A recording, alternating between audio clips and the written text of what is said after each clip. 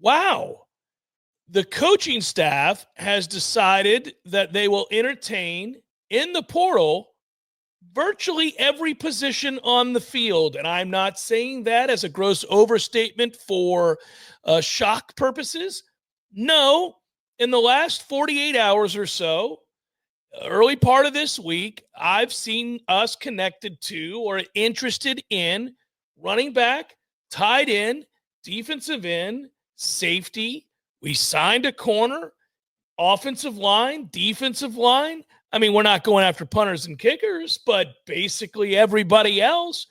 I I think it would suffice to guess that if an elite linebacker decided he was interested in Florida State, they'd look at him. I mean, why would they not? So to me, what does it say?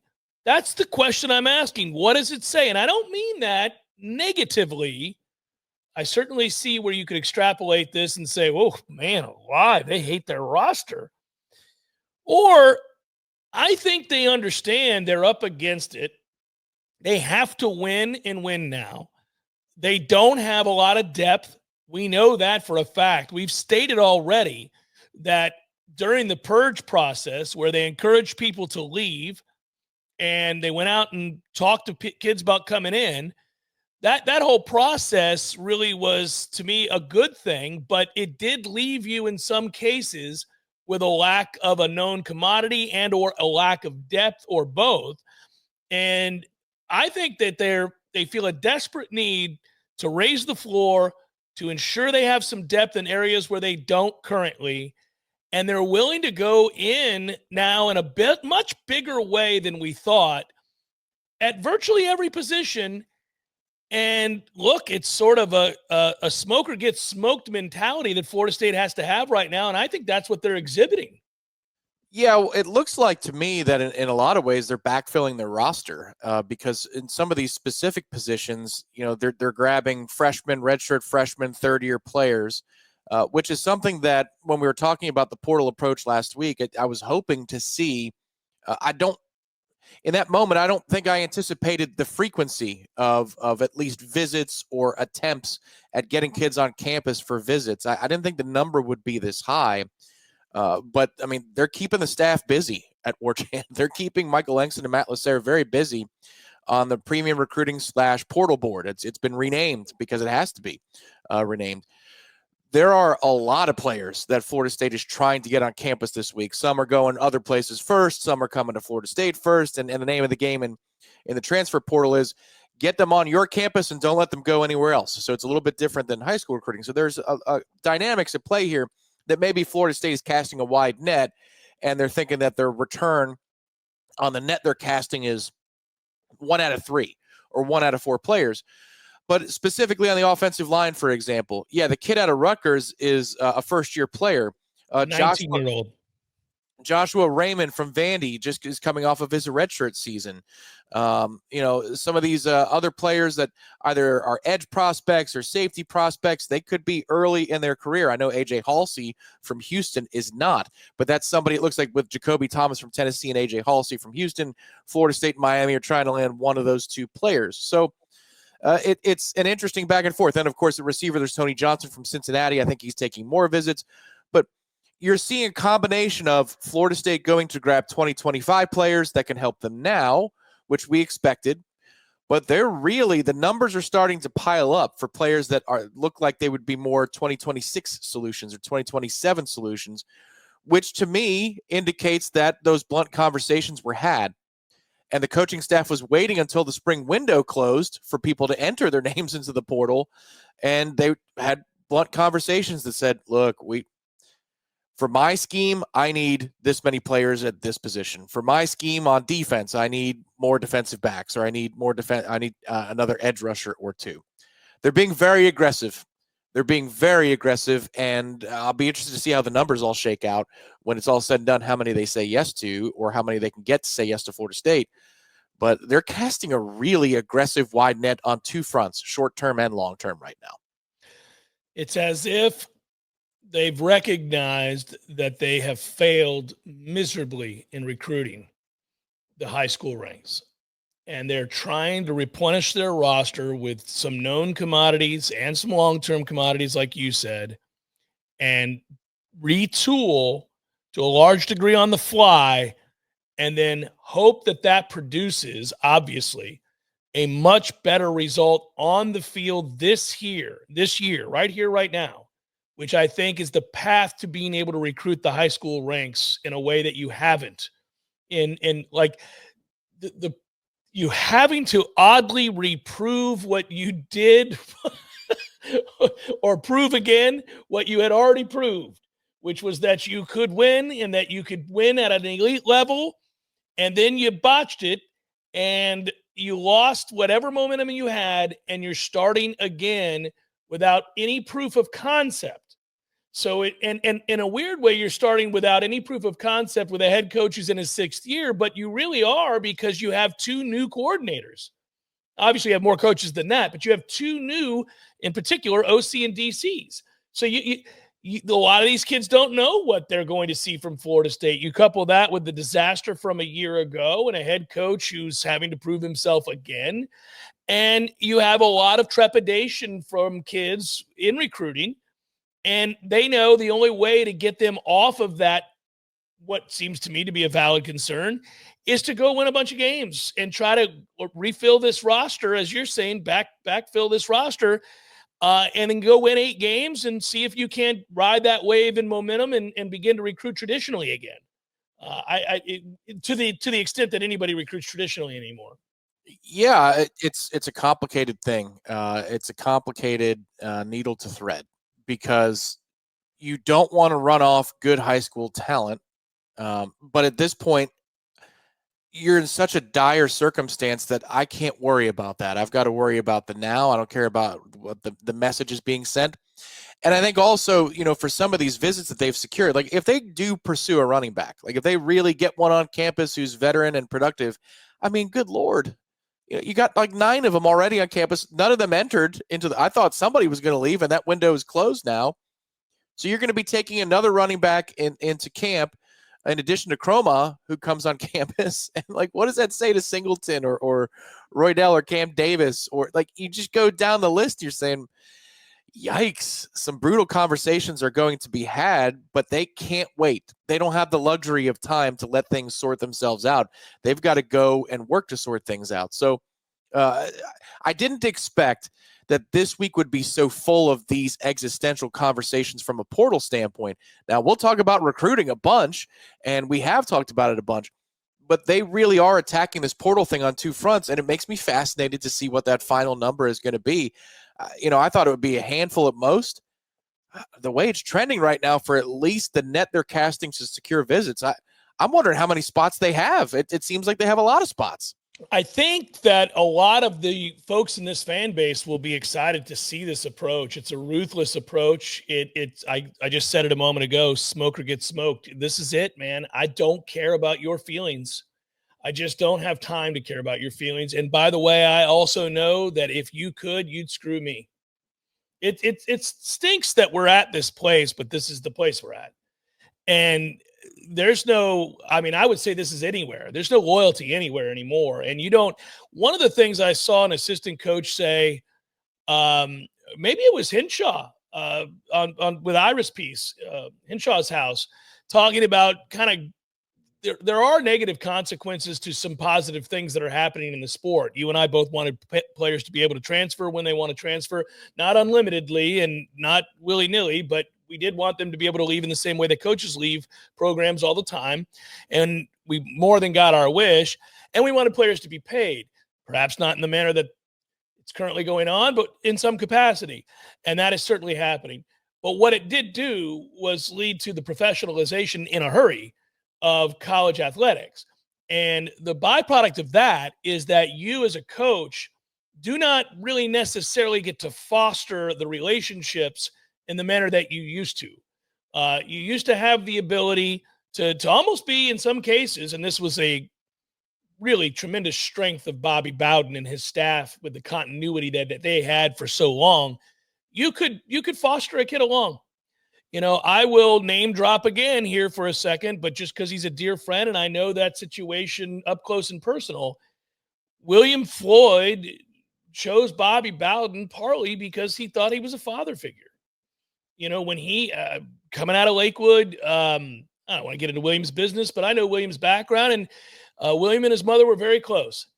And Bobby seemed like he was going to be a father figure. And William talked about, when I asked him the places that he's visited and he was looking at, he just talked about how Bobby sat down in the living room and talked with his mom and talked about his values and talked about what he expected from William and what he hoped for him by the time he finished school.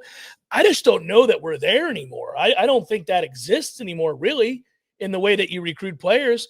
It's about what kind of money, what kind of NIL opportunities, that's what I'm going to ask you. And this can be very cutthroat. This can be very professional. Here's my expectation of you. We're paying you. And if you don't like it, tough luck, because I know you'd leave me the second things don't work out the way you want them to. So I will do whatever I have to do to protect myself. Well, I think it's fair to say that the trend for Florida State is with portal recruiting, those types of communications that are very dry, business-like, quid pro quo. Florida State does that better in Mike Norvell's tenure. He's done it really well, yeah. It's been more successful. And oddly enough, he's fostered some of the closest relationships he's had with any of the players that have come through here through the portal itself because of that blunt, honest dialogue. I agree with you. I think with high school, it's trending that way. I think it is getting more business-like. However, if you're a kid that is going to have offers from everywhere, I think you still need to have that personal touch because that's the differentiator between you and the other 5 schools that are all going to pay in droves for the same player, because this is an unequivocal top flight, top 3 running back in a class. Like, you still have to have a little bit of personal panache in order to be able to close that deal. But with the portal, it's like, well, you're going to be here for 6 months, maybe 9. You got a camp and a pro day, and in between we're going to play 12 games. I'm hoping for 13 or 14. Let's see what we can get out of you. And here's the money that we're going to pay you to do it. And the kids either say yes or they either say no. But yeah, I think at this point, we all know that they need to be desperate. We know that Mike Norvell needs to be desperate as he's attacking this particular thing. It's very much on 2 fronts. It's very much on 2 fronts because these are not all redshirt juniors and redshirt seniors that they're trying to bring in, especially on the offensive line. That's the position where if you're looking at a percentage of offers extended for this window to visits they're trying to secure, it's a high percentage of early in their career players here. So Herb Hand and Gus Malzahn have clearly said, this ain't going to work, man. By 2026, I need to have 3 or 4 more bodies in here, and hopefully we can hit on 1 or 2 of them. I think it's very fascinating. We've already, without getting personal, we've already watched an entire fan base come to the realization, we've all had to because the evidence is glaring, come to the realization that Alex Atkins failed. And he failed miserably. I mean, the wool was pulled over our eyes. His early success of transforming an offensive line from completely inept, inadequate, insufficient to adequate, decent, average led us to believe that we were watching a transformation, that a coach who knew what he was doing was coming in and getting the most out of subpar talent, and that good times lay in wait, that because he had that ability to get the most out of, again, average players, we just assumed that same sort of work ethic that led to that result would transpire in recruiting. And it didn't. I know that some of the names we got, some of the players we got had decent rankings next to them, but those players weren't developed once they got here. They've now all shipped out basically. And the ones that you had that initially saw a spike in performance, unfortunately last year, much to our chagrin, ended up having career lows in performance. Maurice Smith was awful last year. We were awful at tackle last year. We were awful, like so many guys that you went, oh no, they're reverting. They're worse than they were the year previous. What's happening? And so why do I bring that up? Not to relitigate that. I think by now we know that's just true.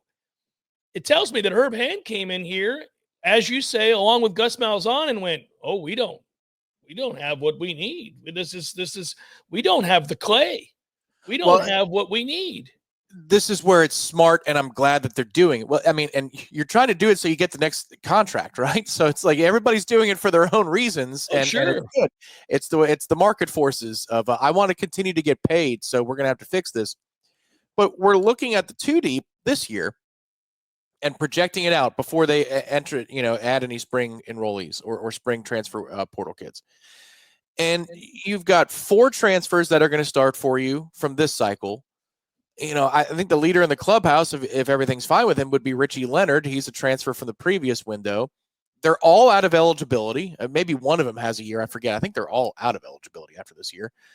So what's next? Is Lucas Simmons, Andre Otto, and what? You're going to need Manasseh. You're going to need Jonathan Daniels, like immediately. Well, that means that we're going to have to dip into the portal for at least 3 more players next go around next winter to help fortify those ranks.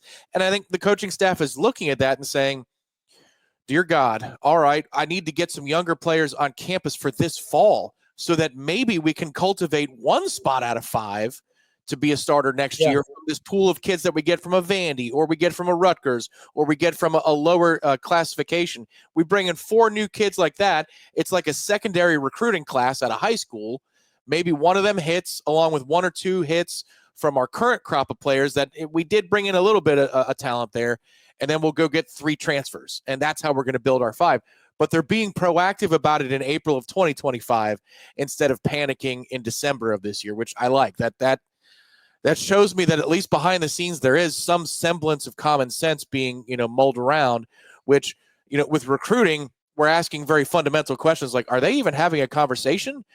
At least with the portal and these roster evaluations, it seems like that they're trying to punch this thing quick and fix things and be proactive. Yeah, it's really quite stunning to be watching the kind of overhaul necessary at Florida State that we're witnessing, and the kind of aggressive overhaul that we're witnessing, while at the same time we're happy to see, because you got to do something about the state that you're in, is also a stark reminder that the program was somehow undefeated 2 years ago. It was somehow 12-0 in a regular season with a 13th win in the ACC championship, followed by the bitter disappointment of the snub and a blowout loss to Georgia. That in that short window, all of the warts, all of the problems, all of the missteps and oversights and things that led to last year's campaign came rushing to the surface in a way that was overwhelming, still is overwhelming, and that they're trying to obviously fix. And they're having to take, I think, drastic measures that if you took a step back and said, Florida State is doing what? If you removed the emotions and the reality and you just kind of were watching from afar as a college football fan, and somehow you were capable of being completely objective about every program in America and their lot in life, what they've been historically, what they've been the last 15 years, what they've been the last 5 years, you would say, boy, that's a shame Florida State finds themselves in that sort of position. No program like that should be having to entertain edge rushers from Monmouth. And I mean, nothing against that kid at all, but you know what I'm saying? Like, I just like some of the things that we're having to default do. It's not a good look, and it's not a sign of a healthy program. I can tell you that it's not a sign of a healthy program. And yet I certainly have no problem with what they're doing, because that's our reality. And so it's like so many things with this effing program right now, that in the midst of having a conversation about what is and what needs to be and where we want to go, we can be very pragmatic to say, yeah, see if you can get that Rutgers defensive end or Rutgers offensive lineman to say yes to you. See if you can get the kid from Monmouth. See if you can get the transfer from such and such. Like over and over again, let's bring in the guy from UCF. Let's do all these things that on the one hand are absolutely necessary and should be what we're doing. And on the other hand is a surefire sign that you're a mess. It's just so brutal. It's as straightforward as it gets, I guess, Tom. I mean, it's just that's tough. Yeah, well, at least they're doing it. And that's where you have to leave the conversation, is at least they're doing what they need to do to walk before they can run. Maybe it will be enough, maybe it won't, But I think, at least as the portal would show, they're understanding the scope of the problem that needs to be fixed. Recruiting wise, you would think that would mean if they're capable of that type of foresight with the portal, you would think it would mean, well, then that must mean they're doubling down on the high school side because they understand the nature of the problem. That's not actually the case right now. But this is a positive thing. It's a net positive. It's much like when you saw the numbers of kids that were leaving last week and entering their names into the portal, leaving Florida State. I thought that was a positive sign. This is another positive sign. It really would be nice if they tightened up their recruiting game to go along with it. Then you might actually have a little semblance of hope. But right now, this looks like they're still a decided underdog, and they're trying to fight their way back. So good for them, especially in the offensive line. That's the position where I'm like, good. Thank you for understanding that you need a lot of freaking help. Good. Yeah, absolutely. Really quick before we break, check it out. Look at that. This is from my friends at Huel. I'm going to tell you a little story about Huel. Huel is obviously paying for this advertisement, which is great. There's no shame in that. They recognize the popularity of the great Jeff Cameron show, and they want to be a part of it. And for that, I'm grateful. But I was drinking Huel. I was having Huel shakes, Tom, in the morning 2 years ago. I came across it one day when I was researching nutrition because I don't do well in the mornings. I don't eat breakfast all that often, and I know that I need to. And I never really feel hungry, but I know I need, obviously, the nutrients that come with eating a balanced breakfast, something that's good for you, a meal, if you would. And this is a meal in a bottle. That's what this is. It is unbelievable what you get with this. It is packed with nutrients that your body needs. This is no prep, no cooking.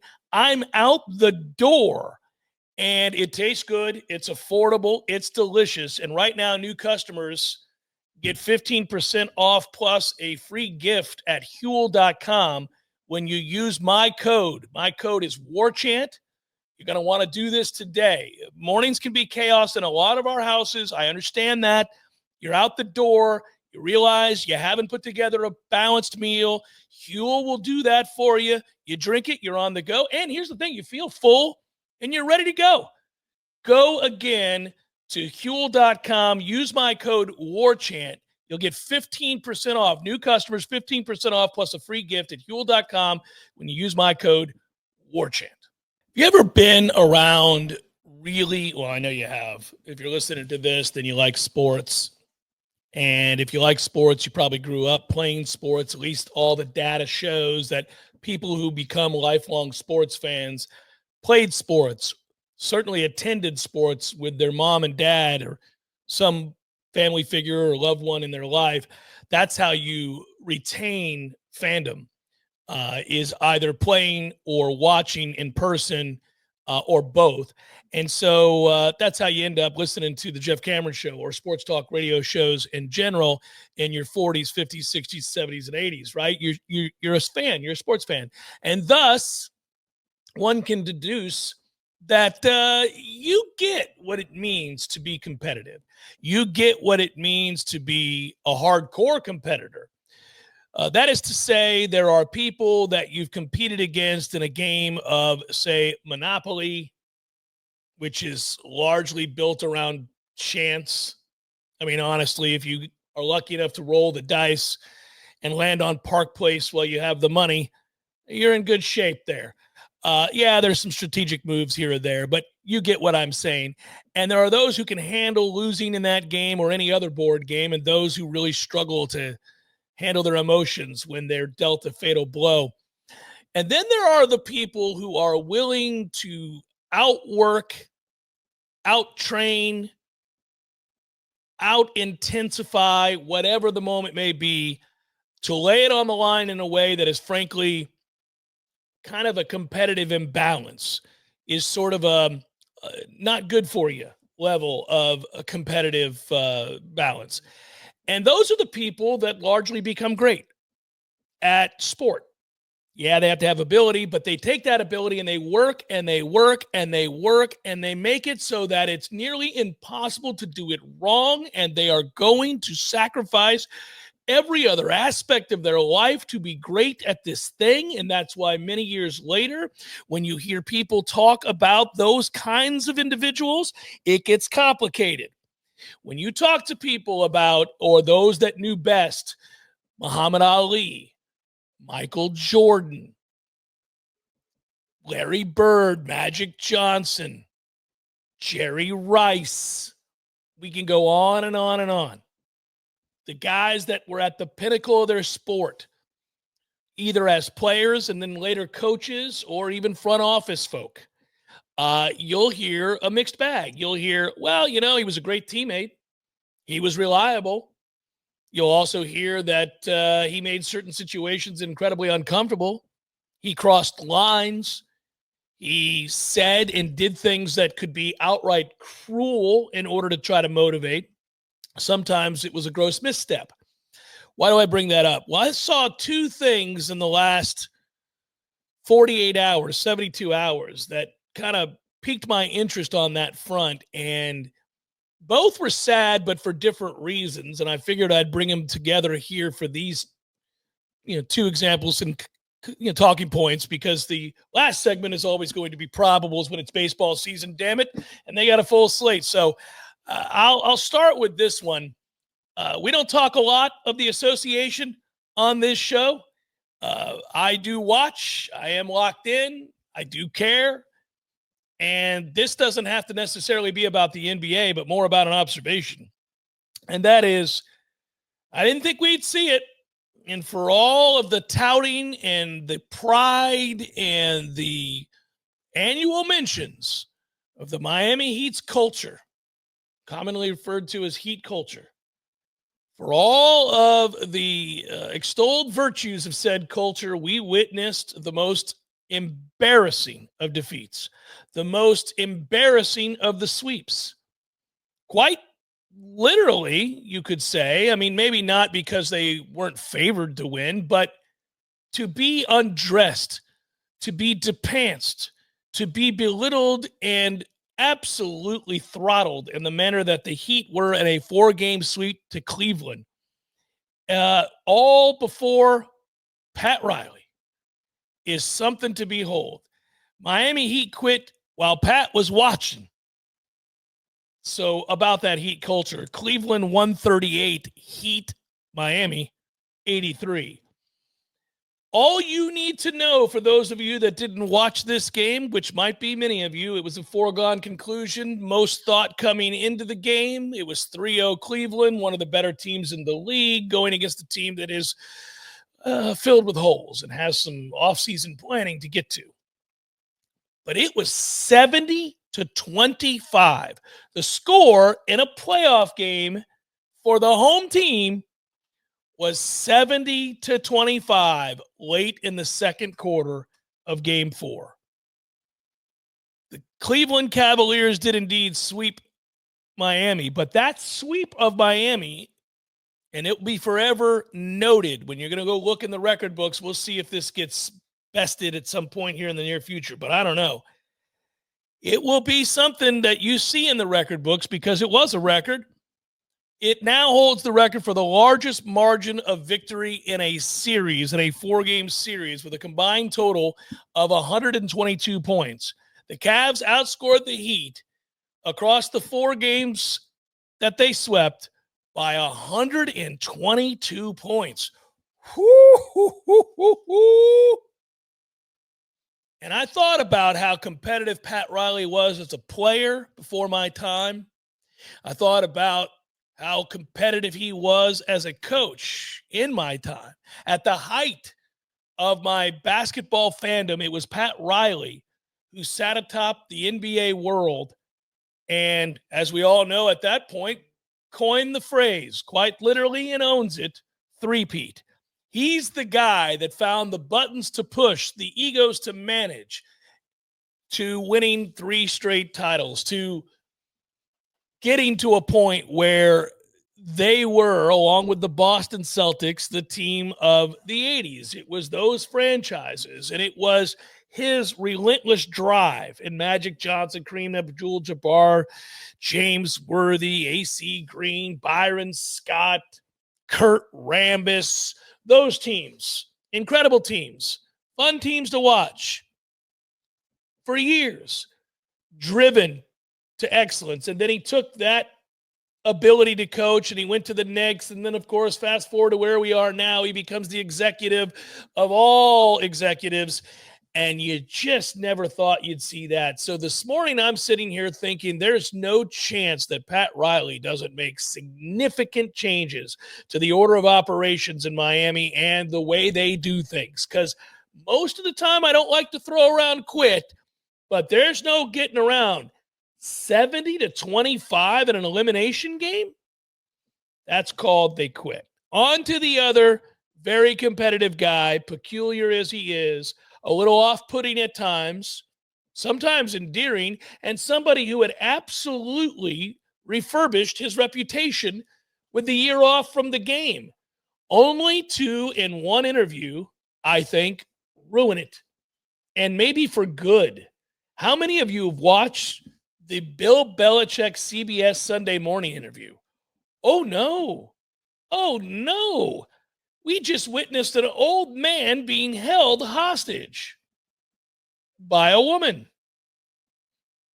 A man give up all semblance of self for a woman. A man who stood down while cameras rolled, and he was, to some degree, I would think, while having this woman answer for him, belittled. And it was as off-putting as it's always been when somebody is controlled by somebody else, man or woman for that matter, lest you think I'm being sexist. That was a reminder of like when you are a high school kid or maybe early in college and your buddy has never had a girlfriend, was not terribly popular in school, but then met the right one, and things gelled and matched and came together perfectly for him. And at first, everybody in the group who knows that Bill has never had a girlfriend, has never enjoyed the fruits of a relationship, if you will, you're happy for that guy. Everybody's happy for that guy. When you're out at the bars, when you're on the strip and everybody hoists a beer and says, hey, it's Friday, what are we doing later? Somehow it comes up in conversation that all of the group are happy for Bill. But what else comes up when that happens? Well, where is Bill, by the way? Where do you think Bill is? That's right. He doesn't come out anymore ever since he met her. Ever since, he met this newfound girlfriend, Miss Hudson, if you wanted to do it that way, Jordan Hudson. Ever since he met Jordan, things haven't gone well for him and his other parts of the social life in that arena. And that is commonly referred to by a phrase I cannot use on the air, but everybody is well aware of. And even though you probably ought not say it, we all know what I'm talking about here. But how unbecoming is it to watch a 73-year-old man, a guy who was his own man with the New England Patriots forever, shutting down while trying to promote his book, a chat really about his book, The Art of Winning, Lessons from My Life in Football. He goes off the rails when his girlfriend, Jordan Hudson, shuts down questions about even how they met. It happened repeatedly. Now, maybe if I'm 73 and I'm dating a 24-year-old and there's a so-called constant presence, as he noted about her in his book, by the way, maybe I'm not apt to stick up for myself. I mean, after all, 73 doesn't date 24 very often. In fact, one would certainly argue that it ought not, for the obvious reasons, this being one of them. If you are a friend of Bill Belichick's, if you are a child of Bill Belichick's, after watching that interview, serious conversations need to take place. And in those conversations, I'm going to guess that the words power of attorney get mentioned, because goodness gracious, Bill Belichick is indeed the very description that we're talking about with your friend who just had a new girlfriend come into his life for the first time ever.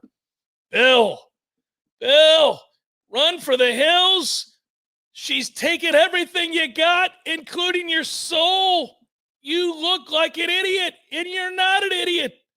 Woo!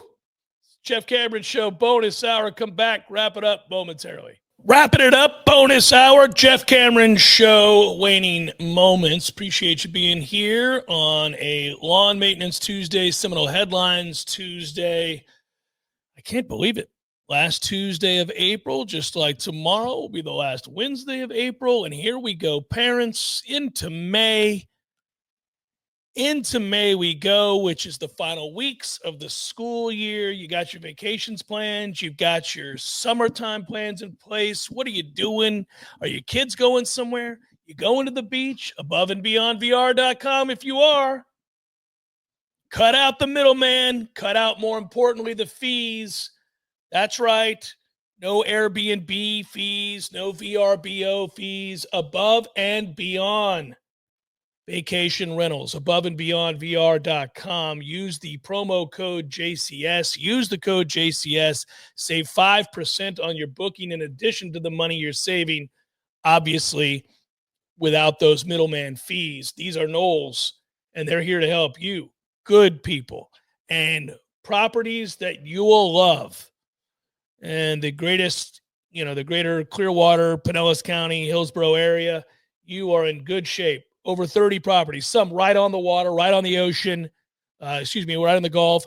Others just blocks away, steps away. Others are right downtown. You've got so many options, from luxury to quaint to, kind of an old cottage and or groups of 16, groups of 2, you name it. AboveandBeyondVR.com. Make sure you do it up today. Speaking of doing it up, let's conclude the show with a little bit of a baseball. Probables time. Cue it up. Twins, Guardians, Chris Paddock going for the Twins. Guardians will throw Tanner Bibby. We got the Yankees and the Orioles. Carlos Rodon, who's been good lately, going for the Yankees. Kyle Gibson going for the Orioles. The Cardinals and the Reds. Miles Mikolas. Yes. Oh, that wasn't as good. Brady Singer goes for the Reds. Cubs, Pirates. Ooh, probably a mismatch here in favor of the Cubs. Shota Amanaga. My Buccos will throw Andrew Haney, who's been good. Andrew Haney's been good. 2-1 with a 1.72. We'll see. That's a very good Cubs lineup. That game in Pittsburgh tonight. Let's see. Over, under. Well, it's Chicago, so that number will be better. I was going to argue that number could be under 9,000 tonight at beautiful PNC Park. Probably won't be, because the Cubs will bring a lot of people. Nationals, Phillies, Mackenzie Gore and Zach Wheeler.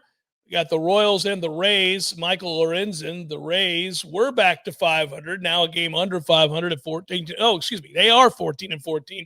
The Royals were close to being 500. They're 14-15. Michael Lorenzen goes for said Royals. Taj Bradley going for the Rays. Red Sox, Blue Jays, that's Garrett Crochet. Huge free agent signing in the offseason, has paid dividends so far for the Red Sox, who are taking 2 games over 500. Crochet 2-2 with a 1.96 so far this year. The Blue Jays, they're to be determined. D-backs, Mets, Eduardo Rodriguez. David Peterson going for the Mets. The Brewers and the White Sox, that's Freddie Peralta and Bryce Wilson. A's, Rangers, Jacob Lopez, Jacob deGrom. The battle of the Jacobs. I take it to beer. Tigers, Astros, Reese Olson, Ryan Gusto. Braves aren't sure who they're going to pitch tonight. May not matter, given that the Braves are taking on the Rockies. The Rockies, ladies and gentlemen, will throw German Marquez. The Rockies, ladies and gentlemen, are 4-24 on the season. Whew. Braves, don't look now. You're just 2 games under 500. Once you get to 15-15, you're going to take off. We got the Angels and the Mariners. Jack Cocking the wickets. Going for the Angels. The Mariners will throw Bryce Miller. Giants, Padres, Logan Webb, Nick Pivetta. The Marlins and the Dodgers, Sandy Alcantara. The Dodgers are to be determined for this evening. To be determined. So that is a look at those that shall reside on the bump. What do you do when you're 4-24? I mean, I've been to the ballpark in Colorado. I've been fortunate enough to be in many a ballpark around the country, almost all of them, and it's a good one. It's not an overwhelmingly great one, but it's a good one. But I don't even know how there's no semblance of competitive balance with the Rockies. They're 4-24. They're last year's White Sox, and I know that I'm getting this wrong, but in a lifetime of loving baseball and looking at box scores and following the standings, I just don't recall there being too many instances in which a team this early in the year was already 20 games under 500. The thought being that you could get late in the year and you might be sitting there at 60 and 80 or something like that, and it's awful, and everybody knows what a bad year it's been. But that's amassed over a long period of time. 4-24. You haven't even played 25 games and you're 20 games under 500? That is brutal, brutal, brutal.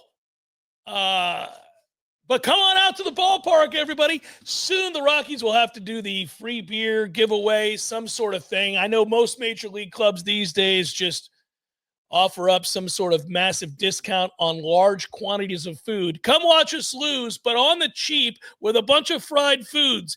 Get fatter, America, while we entertain you. It'll be great. Honestly, it's the only thing they can do when you're 4-24. That'll do it. That's it. That's all. Thanks for watching. Be well. Have a good rest of your day. We'll be back with you on a Balls Mick Wednesday. Until tomorrow, thanks to Tom. Thanks to the boys, Corey and Ira, on Seminole Headlines. And thanks to all of you. Peace.